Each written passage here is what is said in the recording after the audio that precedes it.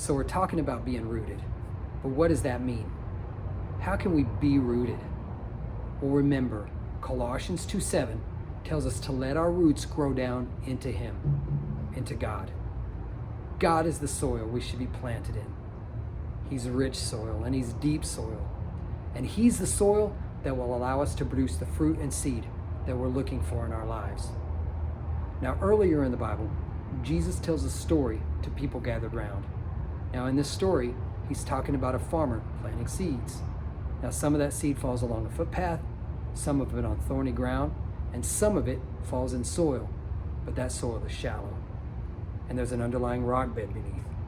So the seeds, they germinate and they spring up, but because the roots can't grow deep, they die. Now later, when Jesus explains this to His disciples, He says, hey, this is what happens when people receive the Word of God into their lives with joy. It comes to life, and so do they.